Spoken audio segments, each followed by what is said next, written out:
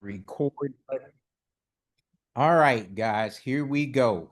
So, man, I am very excited to come out here, share some things with you guys. And this session is being recorded because I know that there are going to be people that come in to this that have heard about this cool thing called hemp or hempcrete, but they don't know anything about it formally. So I'm going to break things down, to the lowest common denominator up front, and we're going to gradually build it up. I'm going to introduce our guest speaker, and we're going to go over some amazing slides of some amazing things that he's done in this space and give you guys a chance to do some Q&A with him directly. So with all that being said, I'm going to go here. I am going to share my screen with you. I'm going to pull this up. All right. And we have action. All right. Somebody give me a thumbs up if they can see my screen.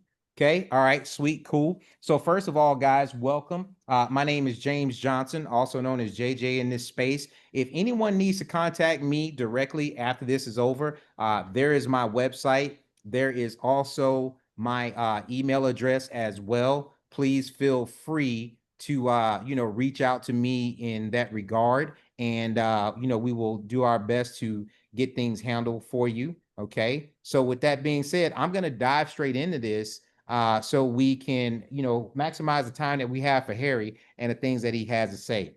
Now, with that being said, what you guys are looking at right now, this is the version of the plant that most people think about when they think about hemp or they think about marijuana. This is the version that grows 4 to 6 feet tall, and people actually use the buds and the leaves from this to either smoke or extract the oils from it to get the tinctures, the bombs, and the salves and whatnot. Now, the only difference between a hemp plant and a marijuana plant is THC concentration.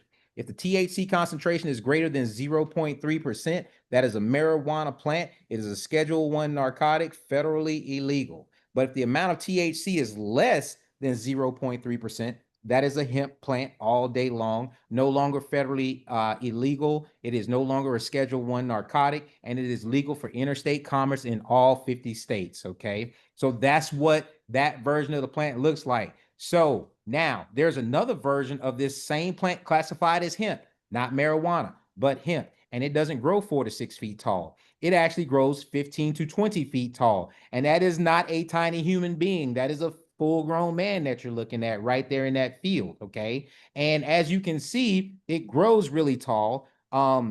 It is a known fact that if you cut down an acre of trees, it takes 15 to 20 years for an acre of trees to grow back. But you cut down an acre of this stuff, you can do the same thing again every 90 to 120 days. And this version of the plant, anything made of paper can be made from hemp. Anything made from plastic can be made from hemp. The first and second draft of the Declaration of Independence is written on hemp paper. Henry Ford in 1941 made a car. It was called the Model T. The door panels were made out of a hemp biocomposite, and it ran on a hemp biofuel. These are things that people know. Also, back in the day, the government used to pay people to grow hemp to help the military efforts in the Hemp for Victory project. So over 25,000 uses for this version of the plant. Now, when you actually cut it down and look at it from a side, well, before we get to that, this is my buddy Wade Atbury.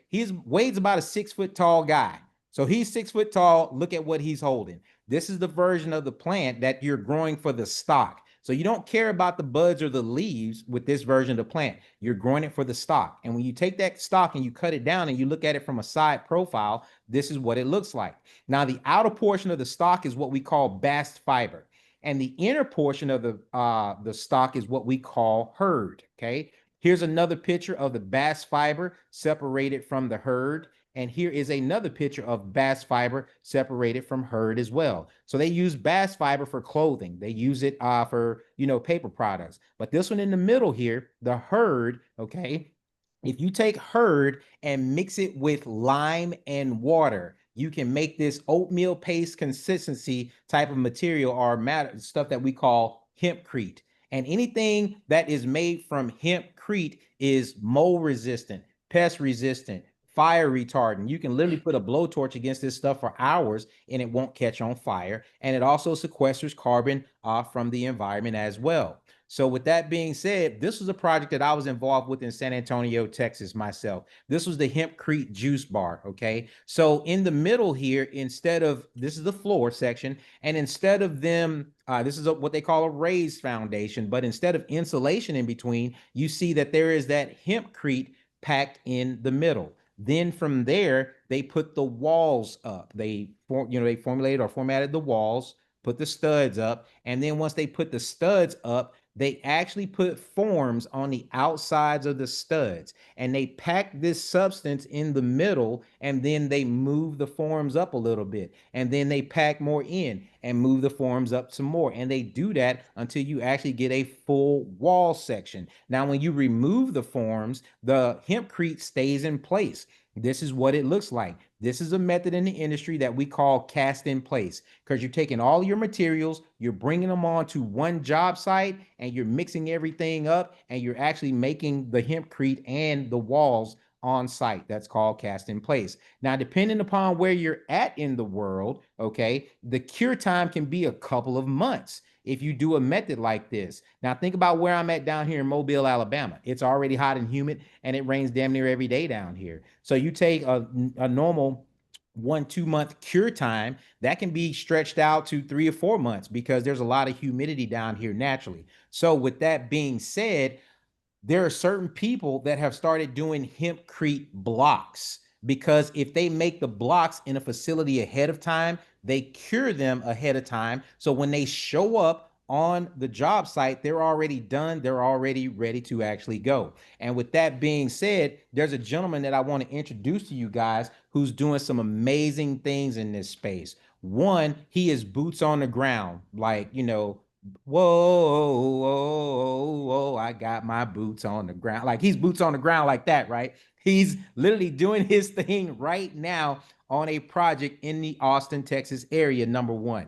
Number two, he actually makes these blocks himself. And the blocks that he make are a Roman style. So these are actually structural blocks that have all the same qualities of the mold resistance, the pest resistance, the fire retardant, carbon sequestration, all of that. And what I like the most about him is he's young, and he's also a fellow Air Force veteran as well. So with all that being said, guys, I want to welcome my buddy Harry Sop, also known as Harry Hemp, to the Zoom. Harry, can you hear me? Yes, sir. What's Loud up, and brother? How clear. you doing, man? I'm doing all right. Thank you for that introduction. And great to know quite right off the bat the difference of the consumables with CBD and hemp and industrial hemp, because every time I talk to someone, that's the first, conversation, the first hour of is explaining I'm in the industrial hemp industry. So Yeah. it's uh it's nice that you got that right off the bat. But Yeah, thank you I for had to having do that. us here. I had to do that, bro, because people are funny, right? It's like, oh, you're gonna make a house out of him? Well, we're gonna set it on fire and we're gonna bring all our buddies and have some funyuns, man. It's gonna be great. Nah, bro, that's not gonna happen here, It's actually So, non-combustible, so it won't no, burn down. no, not really. So, man, thank you so much for taking the time out. I know you normally do the hemp build guild on Sundays. So you just got off the guild not too long ago, and now you're back out here with us again, man. What's the guild? First of all, what'd you do in the Air Force, bro? So I was vehicle maintenance. Okay. I was very like I didn't know much about the military at all, like prior to sign up. Like it's always been my childhood dream to join because I'm Harry Earhart Sop the third. So my Okay, great okay. grandfather actually was named Earhart Sop. He fought for Germany in World War One, and then my grandfather Harry Earhart Sop, the one who I'm named after, he Hmm. fought with America against Germany in World War II, and he was in the Army Air Corps. So he passed away when I was 4 years old. So he like that's always been like my higher power, my role model of like the man that I've wanted to grow up to be because of just all the great stories that I've heard from him, and that pretty much got me into of why I chose the Air Force. There was a time where I did want to go to the Marines with my buddy because, at the end of the day, I You want to go. raw? yeah, I wanted to go to war to literally kill, that point of joining the military. That, growing up in New York, 9/11 was, right there in my backyard. And the whole, war propaganda got me, fired up. But ended up sticking with the Air Force because my mother, she's a bartender. So she actually sent some Marine over to talk to me. He was in Operation Desert Storm, and he pretty much said, "Stick with the fucking Air Force, bro." So that was like my push to say, stay in the Air Force. And then I ended up, believe it or not, I was a little troublemaker as a kid. You So don't say. questioning authority since I was younger. So I ended up getting in trouble. I was arrested when I was 15. So I called the recruiter immediately the next day, and he said there was nothing I could do for you. Click, and hung up on me. Mhm. And broke my heart. I didn't know, that's ultimately what my childhood dream. And then ended up graduated high school, and just started working full time, and then ended up going to Pennsylvania to talk to a recruiter there. And shit, I don't know about your audience, but like he pretty much just said lie, and lie on the resume, lie on the ASVAB, but the whole fucking thing. And I did, and I got interviewed by an FBI agent, which got my security clearance. And then they allowed me in. So like I was just so grateful just to even get in. Right, right. So I went in with a fucking open contract, and my open, I didn't even know what job I was gonna do until I think it was like the 6th week of basic training. And so we're in that room, everyone gets their packet, their orders to see where they're going to for tech school. And I'm reading, and I grew up in New York, so like California's always been like a dream for East Coasters to go to California. And ended up I landed the job as a vehicle maintainer, and the tech school was in California. So I was like, sweet, I got there. And so I'm very, very lucky and grateful that I ended up getting a position that taught me a trade, a skill. Right. Because I've never been thrilled about cars and trucks, never like dove deep into it like as a hobby, as like gearheads do. But I grew up on the job site, so Right. I had a construction background. I knew how to work tools. Mhm. So learning mechanical engines was awesome. And like I've always been a tree hugger. I've always Mhm. loved nature. And growing up on Long Island, there really wasn't much, Mhm. where it is a Yeah. rat race. But Now how old are you now? I'm 32. Okay, so you're 32, grew up on job sites, knew a little bit of construction stuff first, right? So that's not an easy life. That's not an easy world. And then Nah. you're a New Yorker on top of that, and then you go vehicle maintenance. See, like I understand so much about you because like I've dealt with, maintainers, vehicles, aircraft, so I know that like that's they're a special breed, you know. Yeah, So, we are. with you being young and dealing with a lot of rough stuff early on, I mean, it's made you a rough, around the edges type person, which is not a bad thing. It's just that people have to know you and know your heart to understand that you really care. But you're gonna piss people off at times because you're honest. And if somebody's coming at you with some bullshit, you're gonna tell them, like, this is bullshit, this is wrong, this goes against my moral compass, you're not doing it right, and I don't necessarily want to be a part of it if it's wrong, you know. So I personally don't see anything wrong with that because of how I operate myself. But there are people that will perceive that differently. Now, we'll dive more into your story as we're going through this thing. But you got the military, you got out of the military. What made you make the transition to hemp and hempcrete? Well, when so I was in I was as I was going through tech school, questioning everything, obviously. And like that's really, you know how I've always been, just like questioning, because trying to understand to exactly, is what I'm trying to do. I'm trying to learn. So like I would question everything. And then something I got into was questioning the type of fuels we were using for emissions. So like Okay. I really dove deep into hydrogen. Like I fell in love with hydrogen. Like I know it's like we have this talk about EV or internal combustion engines, biodiesel or anything, like all that is null and void because it's hydrogen. Hydrogen is the fucking answer when it comes down to that. But I figured, but anyways, but I figured I would die if I were to go straight for hydrogen engines and try saving the world that way. But anyways, I would like that. That was like me as a mechanic. I was learning that just to see what difference I could do on the main on a global difference, really. Right. So I was actually, it was my grandfather, my mother's father at the time had lung cancer. I was stationed in Lakenheath in Mhm. England. So Mhm. that was awesome, being 19, 20 years old, living in Yeah. England Yeah. and, having a kick-ass job. Pay wasn't all that great, but it shit, That old good old airman first class budget. I get yeah, you.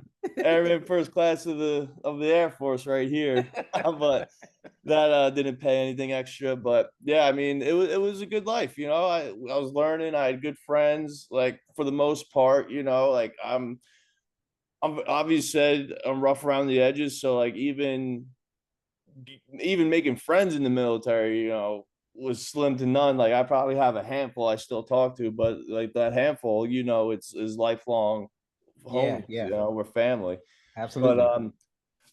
my grandfather had lung cancer, so I started researching medical marijuana of how and why THC kills cancer cells, and Right. I stumbled upon hemp, and I said, "What is this?" I never knew about this. Even growing up, being a stoner, smoking in high school and stuff, like never did I really know about hemp. And Right. not for nothing, like even though I probably wasn't the best student, I was still academically there. Like I didn't like my test grades were A's and B's for the most part. Mhm. And so like that's something I would have remembered like being taught. And so I started diving deep into hemp and what it was, all the benefits that you shared earlier of comparing to trees that come down to the cellulose that we extract from the trees. Like this is amazing, regenerative. And so and then I learned about HempCrete. And Right. again, growing up on the job site, always being the young one and the small one, crawling inside the attics and crawl spaces, dealing with the insulation. You roll in the pink insulation. It was on you That for stuff was, I 48 remember those hours. days, bro. I Horrible, grew up on bro. job sites. It's itchy as hell when it gets in your Yeah, skin. it is. And it's Yeah. not healthy for you. Just imagine that in your lungs. And like Yeah. again, like we're getting more safe, I would say, as like we're being more conscious of health, I would say. It wasn't too long ago where smoking cigarettes in the fucking hospital was okay. Yeah. So Yeah. like, of course that's stuff you don't think of, but like as me as a kid, but like now looking back at it, obviously safety, believe it or not, is my number one thing on the That- job site. Number one, that and morality is like one and two, because if you don't have a happy crew is obviously going to do great work. But Right. anyway, so I stumbled upon the HempCrete and figured out why the fuck are we not building with this, and it ended up being illegal. So it was illegal at the time to use industrial hemp in America. So I became obsessed. So it was my childhood dream to be in the Air Force, which I was there. And, again, my lack of respect for authority and looking at the person and respecting the person instead of respecting the rank did not Right. get me far, obviously. And, you know, Trust, I get it. I went off, dude. And like my manhood dream it was Harry's hemp when I first came up with it. And I was like, fucking right. This is what we're gonna do. All the voices up here, but This Right. is what we're gonna do. This is my manhood dream of building hemp homes. So I started talking about it with everyone, and I even got reprimanded by my chief master sergeant, which for everyone that doesn't know, that's an E9, the top rank of an enlisted member of Mhm. the military could be. So he is in charge of our whole flight and reprimanded me saying, Airman, stop. You have to stop talking about marijuana. And during my reprimand, being reprimanded, I'm like, but sir, it's industrial hemp. It's not marijuana. And here I am trying to talk back to Yeah, him they don't do, and yeah, like it's like, school yeah, him. But yeah, yeah, I mean, it's just like, then you go to find out you go down the rabbit hole of like, why is it illegal? Why? And like, you go to the history of it, and it's sickening. It's an engineered plant. To think that this plant has not been here for thousands of years side by side, and really the most original technology humans have to thank. right, We have endocannabinoid systems in our body, which means we had thousands of years digesting this plant and having receptors in our brain to, for the CBD to work, with right, even the Sure. CBD works without, getting the psychoactive high of it. But, I right. know obviously a lot of people have the relationship with the plant. So again, growing up in Long Island, and I was a pothead. I enjoyed smoking over the drinking as the party and what scene happens in high school, and yeah, Now, dude, I now, like. now, real quick, in the interest of time, and we got some slides to go through, but I will point this out ahead of time. Harry does medicate on the job. He does. Like, it's that plant saved his life, guys. And if you're gonna be a stick in the mud and be like, well, he showed up to the job site and I smelled it. Yeah, you're gonna smell it because that's his medicine. And I think that's an important thing for people to know, ahead of time. And when you talk about, construction, I mean, those guys show up, they're rough, and I mean, sometimes job sites look like a disaster in the process, but you're making sausage. Nobody wants to see the sausage being made, but everybody wants to buy it at the very end. So fast forward in time, we got to talk about these, bro, because these are yours. These are your HempCrete blocks, correct? Well, they're my teams. I Yeah, have yeah, a great group of people around me that I work with. I know I couldn't be, doing this all myself, and that's why I'm very open and transparent of trying to work with as many people as I can. But right.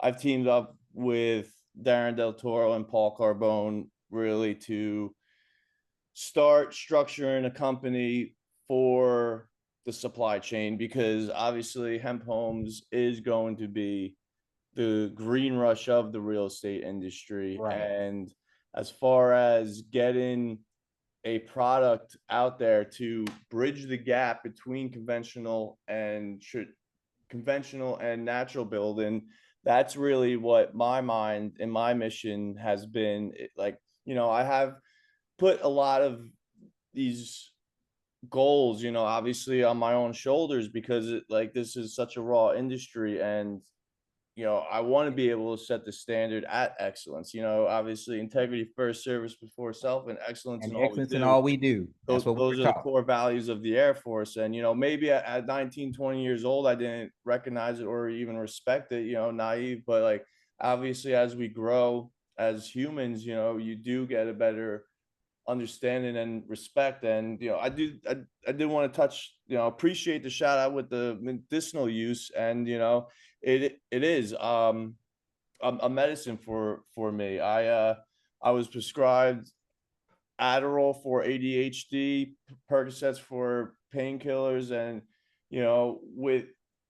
with the script that I had coming out of the Air Force, and like, I'm not saying I'm perfect. I understand I need to be saying these things I'm saying, and I'm the one actually consuming this medicine, the pharmaceutical medicine. And I was a pharmaceutical drug addict. At the end of it, I was 80 milligrams of Adderall and 8 Percocets a day at fucking 21 years old. It was like, Yeah. it definitely had some damage to me. So like when I got out of the Air Force, I definitely went through some spiraling depression of, transitioning off those pharmaceutical drugs, having a lot of self pity. I was not proud of myself for, my exit out of the service, and I lost all self-value. And it Yeah. really did send me into a And depression where I did attempt to take my own life with pharmaceuticals, 44 Vicodins. And, I had visions of my sisters and my mother, and, just threw up and rode out the high. And, woke up the next day, not, I wouldn't say I was fucking cured of depression, but a seed of gratitude was planted. And I, s- mhm. I started being more grateful, but it still took a while of really hard self work and reflecting and looking at the mirror and like seeing what's your personal flaws and working Right. on them, and really just getting to work and doing something progressive. Like, as a man, like we need, or even just as a human, we need purpose in this life. And, And and you touch on something great, because I struggled with purpose when I first retired, because I was so used to serving people. All of a sudden, I didn't have people to serve anymore. And that messed with me for a couple of months too, But fortunately, I got a phone call from someone that I trusted. There was a project that they wanted me to get involved with, and it was involving hemp, and they needed somebody to have their back. So that's what started giving me purpose again. And it sounds like you started finding your purpose as well. And then this little angel comes along by the name of Althea, right? And Mhm. how does she save your life, man?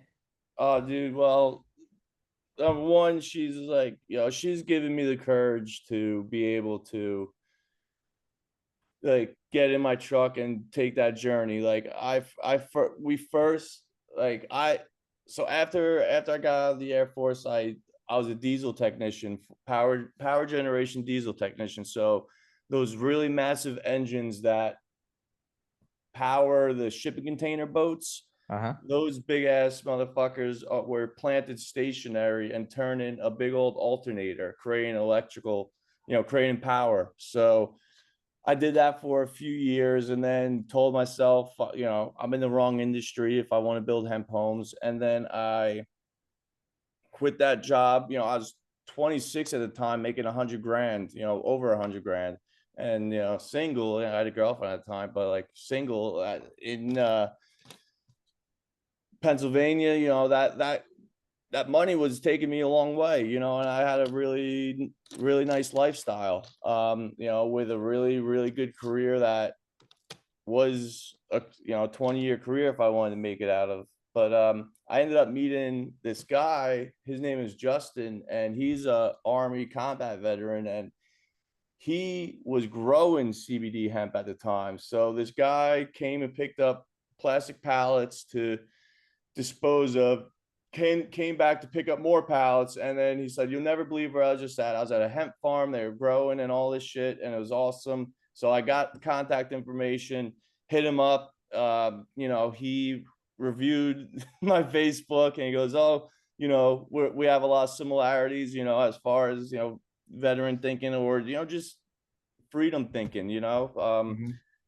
and then we really became homies like immediately. And I ended up starting to leave work to go help him at his farm, taking care of the plants. I've never grown, pot in my life or anything like that. So like it's the same thing, just different, compounds as you smoke it. But he So gave me, how did Althea come into the mix? well, he's the one that introduced me to Okay, it. okay, So okay. he, like, meeting him, number one, like, pretty much he had $1 million shop in his hands that was going to be passed down to him, and he ended up, saying no to pretty much the scripted dream and chased his own passion and dream of growing and doing his own business. So that ultimately made me quit my job to start my general contracting business. Mhm. And then he showed me a picture of her, you know, kind of similar, just like the way she's smiling there. Is like my Hmm. friends are fostering her right now, and you know, she needs a place to go. So I met her. I'm allergic to, you know, animals. I'm allergic to a lot of shit, quite frankly. Hmm. But you know, first thing I did, you know, she ran right up to me. I rubbed my face on her belly and, you know, pet her. They didn't have a too bad of allergic reaction. And then Uh-huh. signed the paperwork, and she was mine the next day. And yeah, she really is giving me purpose, more purpose, you know, like it's giving me another being to take care of, Yeah. to live. Yeah. And you I get know, that. we took flight probably, you know, a little over 3 years ago. Hmm. It was my truck, and I had a 6x12 enclosed trailer with all my tools. So this is, you know, I started my general contracting business, and I was going for about 2 years, and then I touched HempCrete, and I didn't want to do any more. I was doing bathroom kitchen remodeling, so I didn't want to do any more of that. And so me and Althea got in the truck, drove down to San Antonio, Texas, to be on, you know, a project there. Hmm. And you know, just being able to drive with $1,000 in my pocket, Yeah. and you know, knowing that I'm just going to a job to make more money, and like, you know, really with dreams, and you know, like I said, $1,000 and Althea and my truck and my tools, and we did it. And throughout our journey, like I ended up getting kind of stranded in Texas, and you know, we slept in the woods together in tents, and you know, we're homeless, quite frankly, now together. I'm staying in an apartment because it's where we're building, but I'm Mhm. able to travel around. But yeah, Yeah. dude, like she's giving me the confidence and will, and you know, Now, strength, really, that you know, to be strong enough to go out into the wild yeah. as I have. We started a few minutes behind because I waited on people to come out.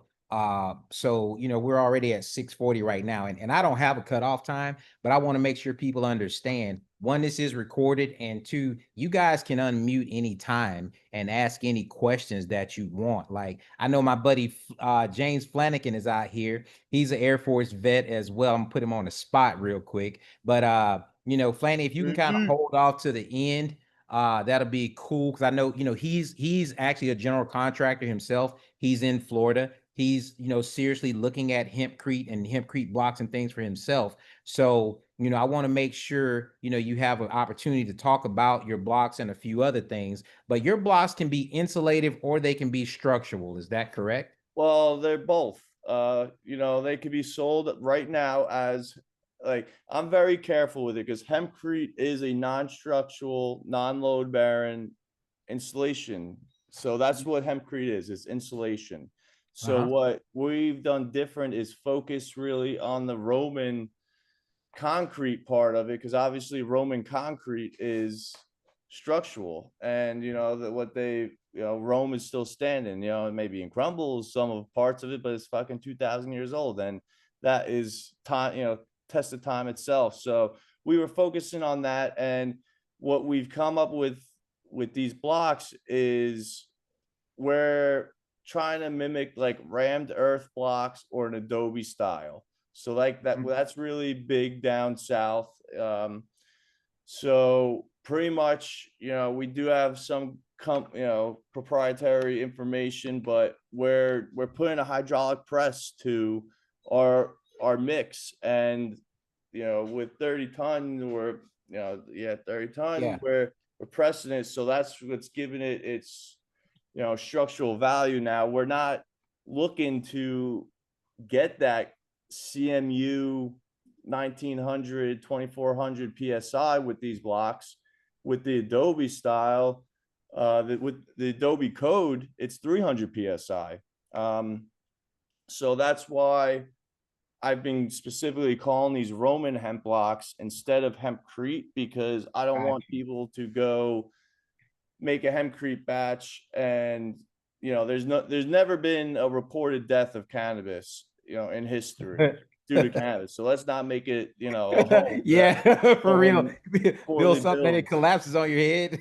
Yeah. So like the So, beauty with these blocks, are these are bad. So those previous blocks, which is the build I'm doing now, is like the 10 by 14 and a quarter by 10 by, you know, between 3.5 and 5.5. That 3.5 and 5.5 depends, because we could turn it on its side and infill between 16-inch on center. So that mhm, 16-inch on center, it has 14.5 inches across. So 14 and a quarter is perfect size to just fill in. And usually you're doing a plaster coat over it. And that would be for like a 3-block system, because you would want to put blocks on the outside and the inside to have a gotcha. 10.5-inch wall. These blocks I love, as you can see, they're about 31 inches across, 31 by 17. So those are about 40 pounds, which that I would marry with still conventional framed house, and then you could stack the exterior with these, and you know, 7 rows you're already wrapping around the house, and then you do that from the inside and outside, and there now you'll actually have a permanent form to actually, then you could do very loose infill of hempcrete in between, or bat insulation, and you have extremely well Got you. So insulated. So basically, a block on the outside, block on the inside, filling it in the middle to kind of give it a little bit more R value as well, correct? yep, Yep, got you. yeah, Okay. exactly. So this is Now, this is badass here because not only were you doing blocks, but you actually went and got certified on a HempCrete or hemp spraying application as well, right? yes, sir. That was actually my first project I've been invited to. That's Damien Bauer, but Damien, from France. Uh-huh. He's the creator of the E-Reezy, and that's what that is being used. So Cameron McIntosh, owner of Amerishav, Big shout outs to Cam. yeah, he's you know, great role model to have in the industry. He's definitely been, you know, a hell of a personal, you know, we've grown a real personal relationship, which I really appreciate. You know, obviously he's spraying, and you know, I've chosen the block path, but you know, we're still very tight. And you know, Mhm. again, you know, on a personal level, he helps me with, you know, navigate what this, you know, Right. wonderful industry that we're in. But Now, so when you're this, looking now when you're yeah, looking at a spray application, spray applications are definitely not structural. They're insulative, correct? correct.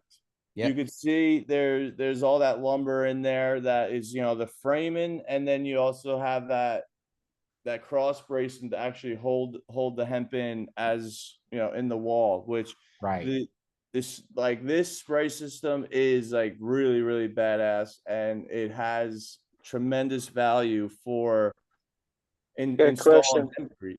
Oh, go ahead. What's up, Flanny? What you got, brother? So, hi, James Flanagan. How is it for waterproofing? Water, so this is insulation, so we still need to finish and cover it with a lime plaster.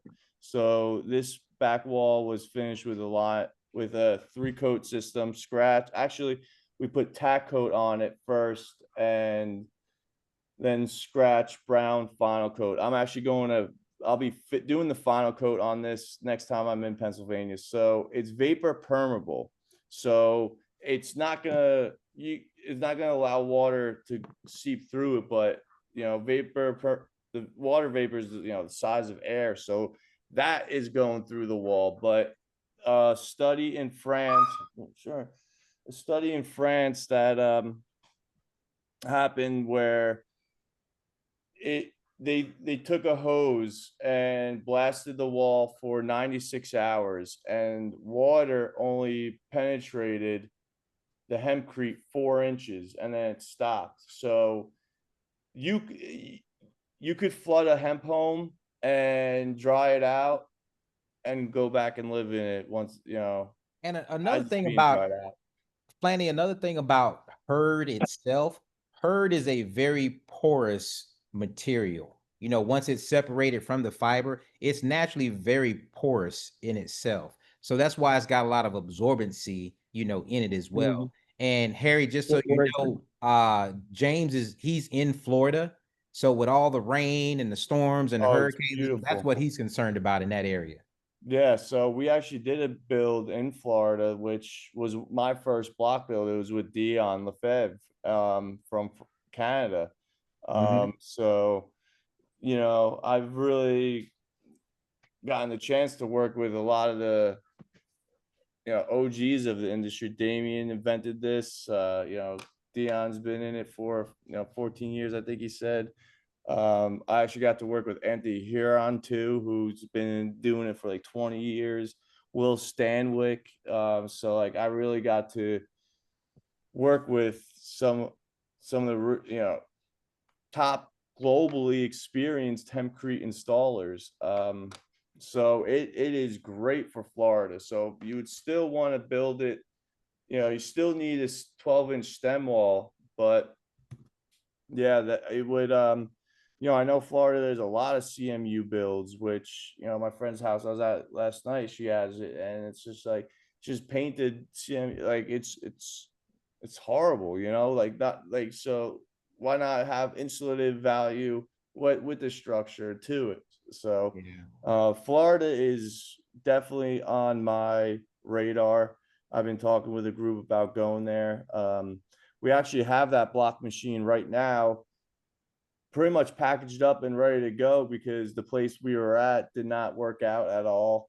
I don't want to go into that right now, but Well, I will speak up for James Flanagan personally.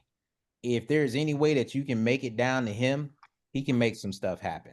Like seriously, I know the acres that he lives on. I've seen the house that I've stayed in the house that he's built himself on his property. He's a great dude. He was one of my load masters, when we were both on active duty together. So he'd be a great dude for you to work with in that area, without a doubt. So appreciate what are we the looking at connection. here, brother? So this is a house that Darren and I just finished this year. We did not build the house. This was actually Cameron's first spray with the E-Reezy. Oh, okay. This is in Missouri, so we were contracted just to do the final coat of plaster. Uh, Gotcha. and I just wanted to show this just because you look at this house, you don't know it's hempcrete. And, that's where people get turned off with natural building because you think you say natural building and they automatically think you're going to live in a mud hut. And, this is the backside of it. So I just wanted, Okay. to go to show where you do have a modern look to it. And that's finished with a white lime plaster. I mean, with a white lime wash, which the white lime wash reflects the sunlight and it doesn't absorb the heat, so you're not heating up your home really. The sun's not heating up the home. So like Gotcha. that's the type of building science. This is actually a really fun project. That's my boy Troy in there. We were completely off grid with this one. This was actually a sad one. It's actually this whole house is fucking stolen from me. It's like completely gone. I Oh, went back wow. there and it was completely gone. But that was an off the grid build. Started last year, and just Somebody somebody like picked it up and actually stole it? it's you see how it on the bottom it's a post and like it's a Yeah. deck, so like you could literally cut those posts up and slide a trailer under or jack it up and slide a tractor under it or a trailer and then drop it and then Wow, man. move it. That's Yes, crazy. that was a little heartbreak. That was another just like working with the wrong people. And like I think my blindness has come just because my overwhelming want to just do this and get it done made Mhm. me work with anyone and everyone. And Yeah, that's not always a good yeah, fit. I've been burnt. I've been fucked over many times already, and this is just one of them. 15 grand down the tube and nothing to, and like months of being out there of living off the grid where You know, that's not fucking easy and not for everyone. But Yeah. that's again Wow. out there keeping us safe from them coyotes. Yeah. What do you got here, man? That's Will Stanwyck. I'm next to in the middle there. So Will Stanwyck is one of the, and his partner Jamie up in the back right. Phelan's in there. That was my first time meeting Phelan and Yeah, Todd. yeah, Phelan. Yeah, he's the first dude that I ever dealt with some HempCrete with at a seminar. Yeah, that's what Phelan's definitely been in it since the get go. Which, Nope. you know, that I was really excited to meet him. But Will is the author of the HempCrete book, and that's the book I purchased about 12 years ago to start learning about it. And like, you know, when I read it the first time, I didn't even know half the shit meant or can't even pronounce the words. But so then when Yeah. I read it the next time, you know, I was able to understand. And you know, anyone that's interested in HempCrete, I would highly suggest, you know, that book to And what is it called again? the HempCrete book. The HempCrete book. Got you, got Yeah. you. All And right, this looks like a retrofit. Yeah.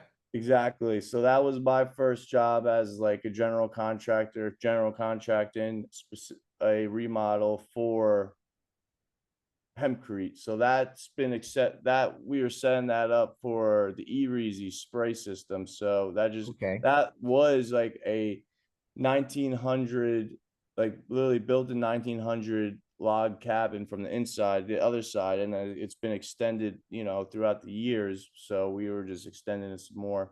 That is a remodel. That is a before picture of what we, you know, what was there when we got there. So that's a thin layer of stucco, cement stucco, and then underneath it was like 1.5 inches of styrofoam for insulation. So this lady couldn't even sleep in this east side of her house.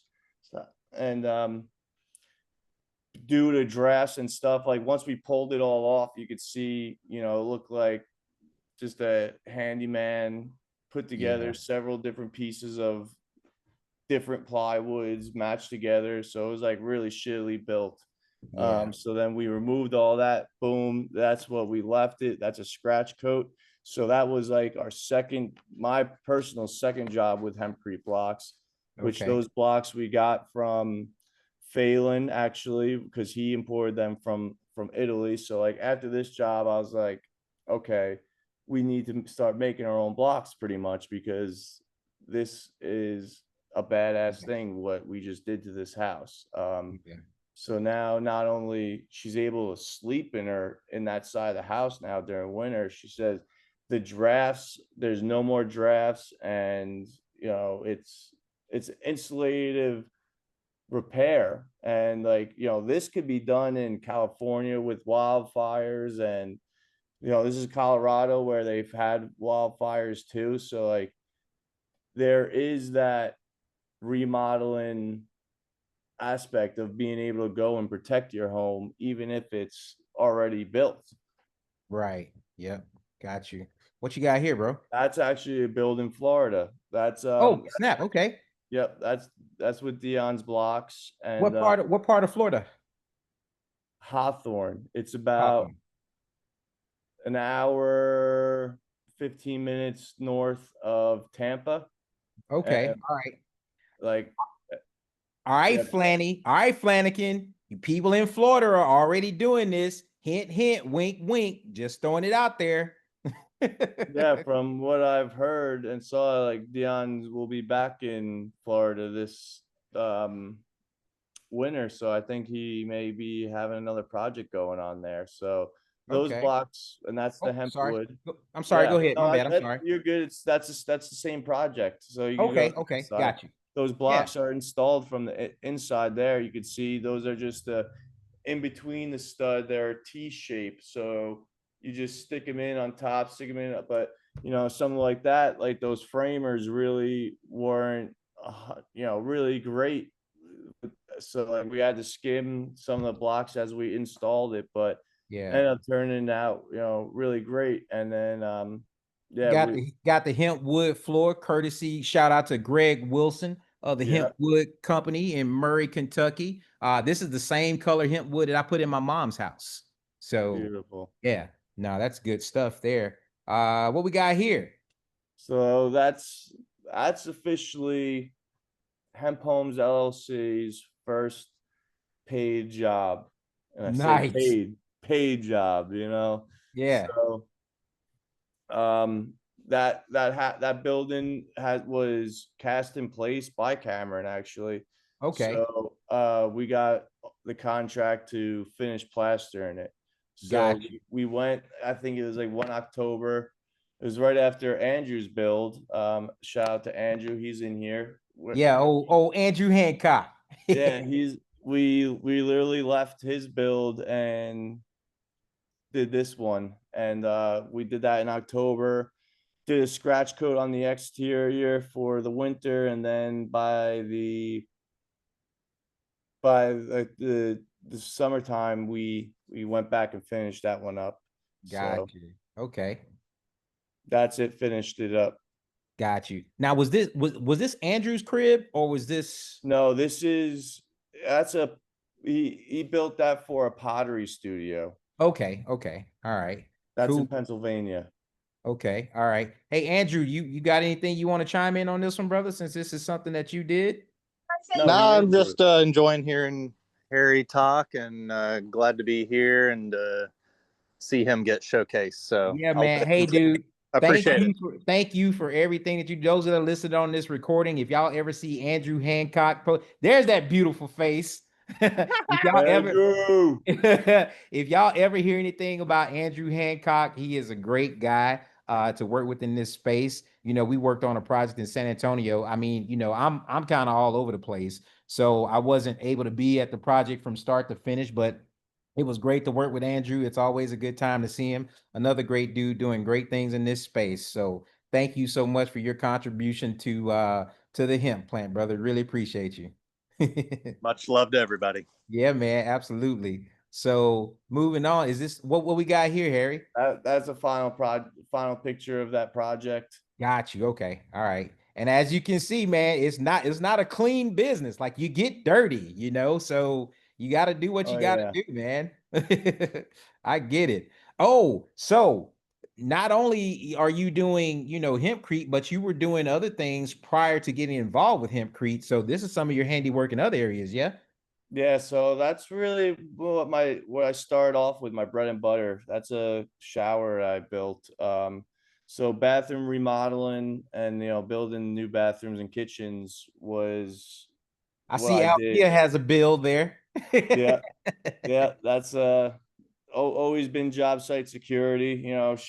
She's pretty much ever since I got her for about 4 years now, 4.5 years. There's only been about 30 days where we've been separated, and other than that, we're with each other 24/7. Yeah, I get it, man. I get it. I totally understand. Man, you do some beautiful work, man. This Thank you. is good So stuff. something like that. So like I come from, tile work where shit needs to be absolutely perfect. And if it's not perfect, you could see it for the rest of the time. Yep. So my personal thing I had to get over was the final of a natural finish wall of like the movement within the wall where you're not going to have that perfect level 5 finish. So that's Hmm. something like I had to get used to, but like but I also want to say you can achieve that 5 level finish because I have spoken with lime plasters. I've gotten to actually work with them for like, these guys have been doing it for 30 years, and you put an 8-foot level across the wall and it's all flat. So like that's something as hemp homes, like we wanted to be able to offer and like show people that you can have that clean, Right. crisp, you know, level 5 finish. And again, this is like, and I love doing tile work. Like it's very satisfying because it's gonna last. Yep. And now like another a kitchen I've built. So again, like Wow. with hemp homes, we are the builders. Like not just saying we're the builders and we're contracting out several different trades. No, we're there from the foundation to the roof, and we're doing all the work, and that allows us to hold the standards to a higher quality throughout everything. So there's no more Right. blame game of why the framing's off because of the concrete guys, or the drywall's off because the framers and the painters can't paint now because listen, like it's just like building a home is just like this never ending blame game of subcontractors. Yep. So you eliminate that completely, and have that blame game removed, and B, you're going to be able to guarantee your schedule on time because you're not relying on Yep. other people.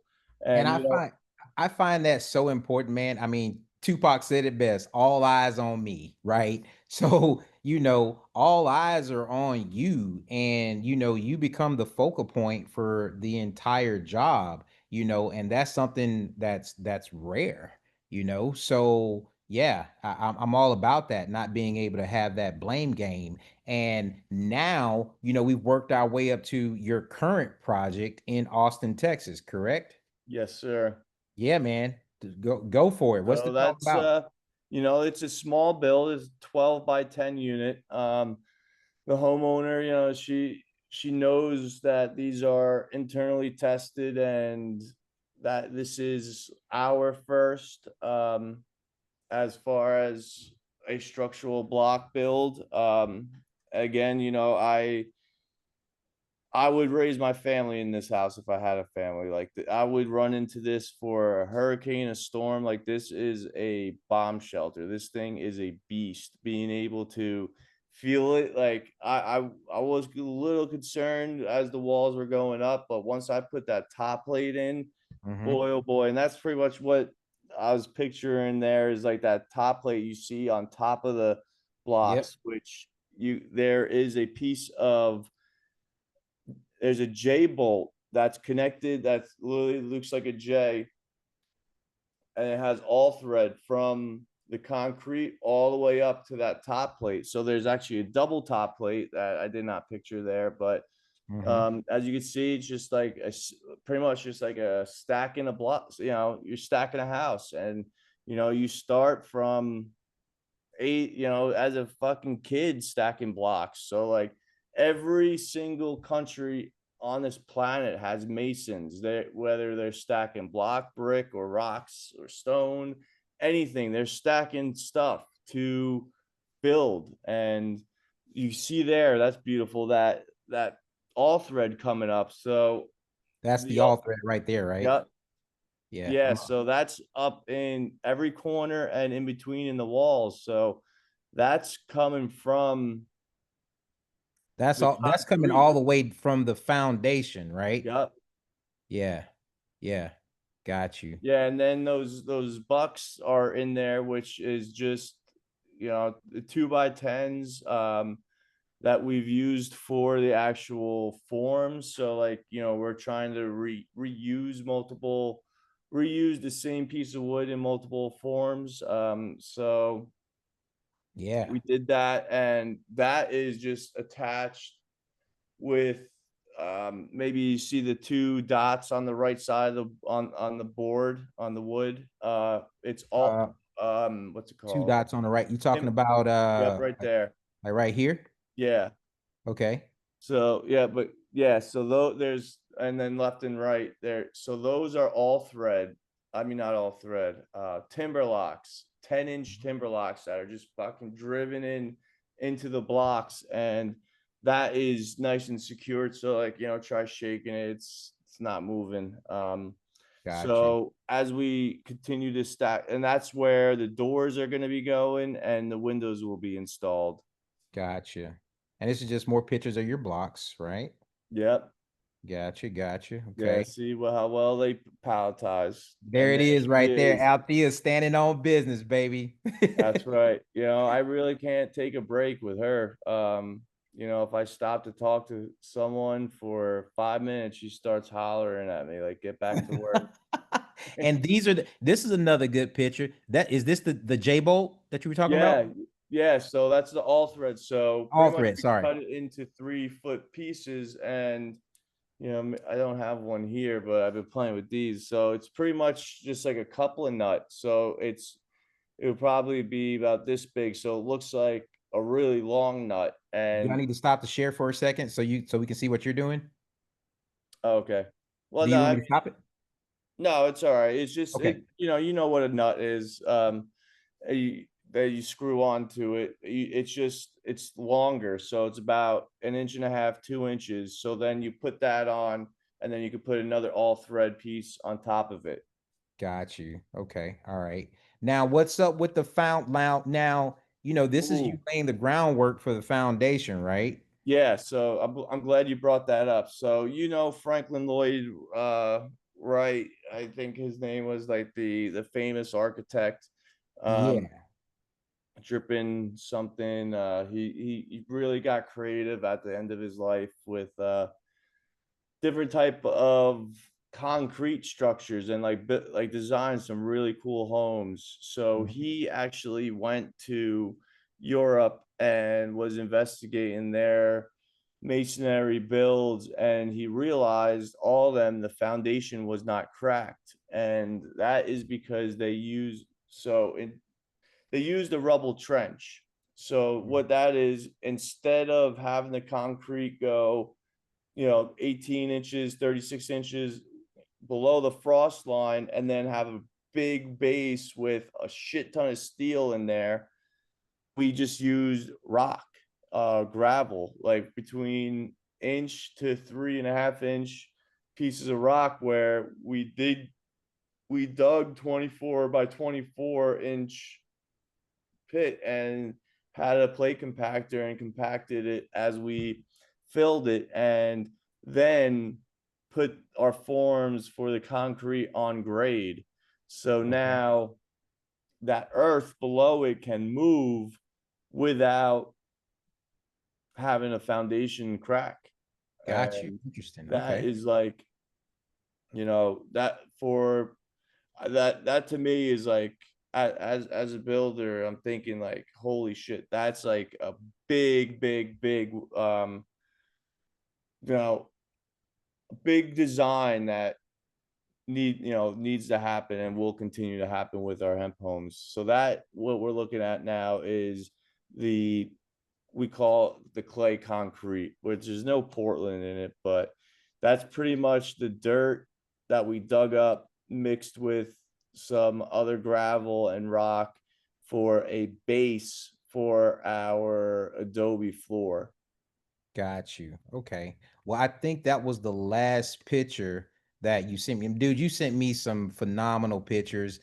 I sincerely thank you so much for sharing those with me because I know that's all your intellectual property. And for those who are new to this space, basically intellectual property, anything that's in your head that you can translate to vision and make it happen, that's a part of your intellect. So, Harry's been sharing his IP or intellectual property with me. And I really appreciate it because I think, people need to see what you do. And, I want to turn this thing over for Q&A if anybody has any questions, but like I have to like when it comes to you, like I said, I know you're rough around the edges. I look, I look, I'm gonna say I'm drop my only F bomb, right? I fucks with people who are rough around the edges. I really do because I relate to them a lot. And I heard someone say one time, if you leave for a vacation, right, and you go away and you come home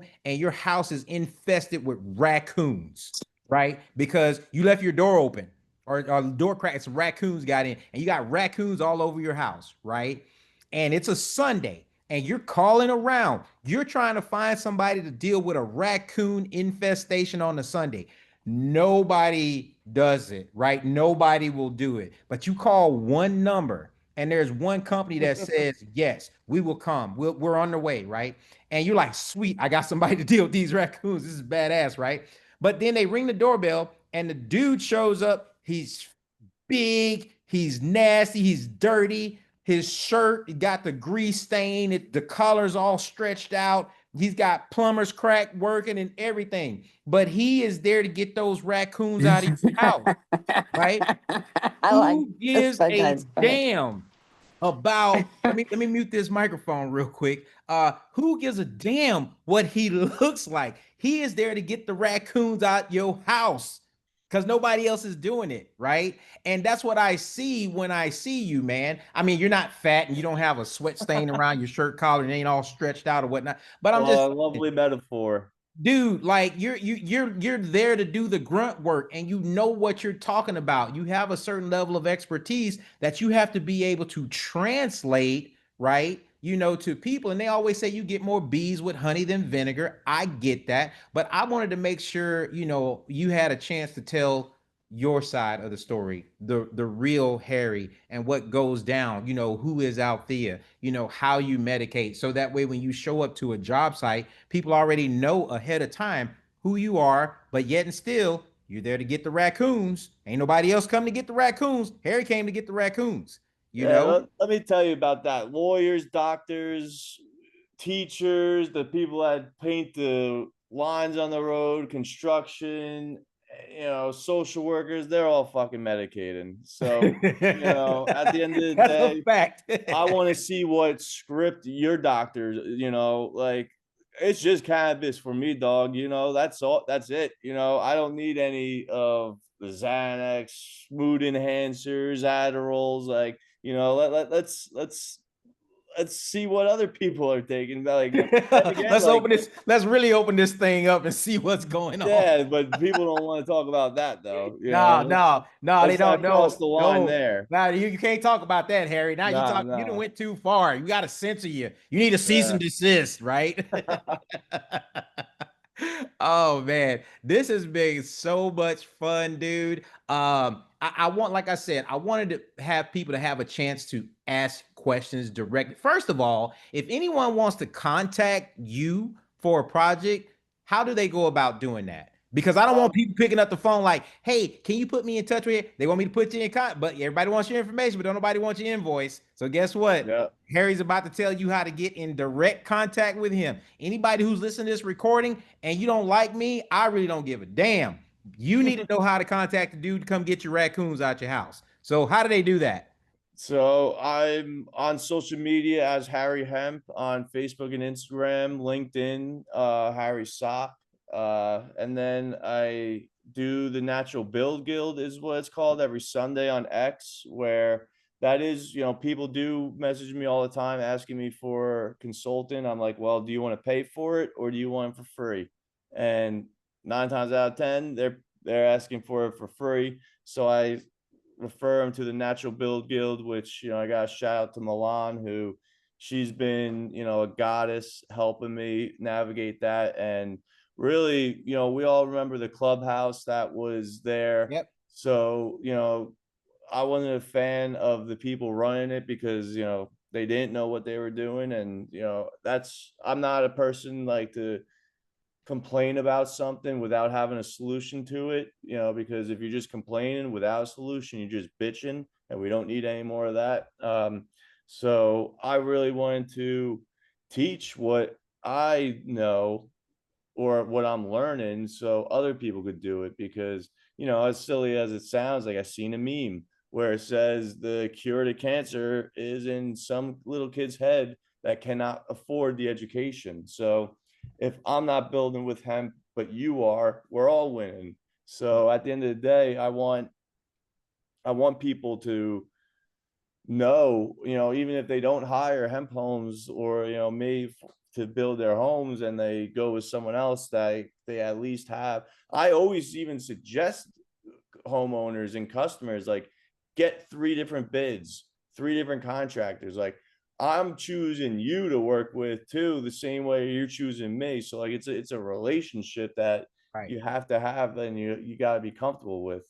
So Now I will say this in defense of that other organization, and I'm drawing a blank right now, but the one that you started out doing things with, and they may not have necessarily had everything lined up the way that you wanted to see it, but it was an in. yeah, I try no, to get people to networking is I try to networking. get people to understand. When you first start dealing with people in a new opportunity, everybody's not going to have all of their shit together all the time. It's just a fact. But it was an opportunity for people to come together to figure out who really knew what. And then from there, you grew above and beyond that. You know what I'm saying? So I think that's the important thing is that you were able to find your clique. You were able to find, your culture, your clique, Yeah, our right? tribe. And your tribe and move on from there, So I think that's amazing, that you were able to do that. And, I'm not going to bring up any names, but shout out to those people for what they did in the very beginning when people were trying to figure things out. They tried to herd the cats together, right? But it didn't all work out. But we grow up and we move on. Some people come into your life for a reason or a season. It sounds like it was a seasonal thing for you, and you've gone on and done some phenomenal things, since then. So does anybody want to unmute and ask any questions, of the remaining people that are here before we disconnect? I'm looking at the microphones to see if anybody unmutes and has any additional questions. Ali, I know you got a question. Yeah, Leah was funny because I was talking about the raccoon story right when she came on, and she started out laughing her ass off. That was kind of funny. Hey y'all, how you doing? Hello, It's how are Leah. you? Great to see you. Good to see you I just love what you have to say. And hi, Harry. It is always great to see you, my friend. too. This is being recorded, correct, JJ? Yes, this is being recorded. I mean, we All don't right. necessarily care about the curse words, but Okay. it is being recorded. Well, the raccoons got me, okay, because I am one of those people. If something's happening, I need somebody to call to help me with Come it. get these damn raccoons. I'm Yep. tired of seeing them in my And house. Harry has heard me several times. I mean, he's known me since Clubhouse and on X. We on the Natural Book, we're all there, and I do know that Harry is working his butt off. I believe it. He is showing people the way, how, how to, and he's been kind enough to do it for free Mhm, on X every Sunday. I try to catch it when I can, but I'm a busy caregiver for my son, so mhm, I catch things when I can, and I really appreciate all the learning, and all the ways that Harry teaches and talks about, because he really does go into detail. mhm. And he's very, very detail oriented. I love that. I grew up military, married military, divorced military. So, um, but I like the way Harry thinks. You've had the full I've had, spectrum experience. yes, sir. Yes, sir. So, as a dependent and a wife. So, but my dad was a MASH Army nurse. He was pretty badass. So I see how hard Harry's Sergeant working. Dependent. Yeah, and then my ex was a crew chief in the Air Force for F-16 fighter jets. So Okay. yes, Harry works so hard, and I see him in this Texas heat. Okay, Yeah. so one of the things that I really do appreciate is that he takes into the consideration of the health portion of the building, because this is what hits home for us, is the health portion. The affordability, of course, always is an option, that you have to think about, but the health aspect of it, I was telling them about the mold inspectors that we dealt with. I pay this guy, a home inspector, come in. Can you Mhm. check for mold? Out of my pocket, I'm paying. Well, you know, hemp is the way to build, because it's healthy. So I just want to say thank you to Harry for stepping it up and really showing people really how it's done. So I mean, and I love Althea. Give her a pet for me. And I won't take up any more of your time. I just wanted to, you know, I came off mute, but there were some kids walking by, so I had to, like, okay. So y'all have a Well, good day. thanks It is for amazing always to the hear support, Leah. JJ. Thank you And so much for coming out and providing that personal testimony, because in all honesty, man, when people are doing good work, I'm a firm believer you got to give people their flowers while they're alive, not necessarily when you show up to their funeral when they die. And the best way you can give somebody their flowers is to let them know that they're doing a good job, because this is a lonely road right now for a lot of people. It's not it's a thankless job. It's a thankless industry a lot of times, and just those little acts of kindness, they really recharge people. They keep you going. They give you incentive to keep on keeping on. So thank you for doing that. Harry, brother, thank you, as well. I'll always be there for you behind the scenes. Hit me up. But I'm always tell you, like Samuel Jackson said in Pulp Fiction, if the answers that I give you scare you, don't ask me no scary ass questions, because it's gonna be honest. Brother, do you have anything to add? As we get ready to depart. No, I just appreciate allowing me to come on and sharing what I do and why I do it. I do have an incredible support team, throughout the whole industry. People like Leah and yourself, John, too. Where you guys recognize the hard work, because that's really what it is. It's extremely hard work, and it does get psychologically down sometimes, with depression and shit, but just knowing that we're on this mission and building beautiful things that are lasting forever, and being able to promote healthy living, and have a purpose again, is wonderful. If I could share my story to make someone else have their life change for the good, we need more of that in this world. Absolutely. Do me a favor, bro. As soon as we get off of this, text me an address where I can send you one of my products, because I want to send you a 30-day supply of my formula for, PTSD, anxiety, depression. I want to send you, this is on me. Please send me a good address to put that in the mail to you tomorrow, and it will be on the way. I want you to All try right, it right out on. and, let me know how it works out for you. Aside from that, guys, I know, we've been out here a little extended time, but I hope it was good for everyone. I appreciate everyone's time on this Sunday. Harry, thank you again. You always, if you ever need me, reach out. I'll be there. No, I appreciate it, JJ. Thank you. No worries, brother. Y'all take care, and we'll see y'all next time out here. Bye-bye. All right. Bye.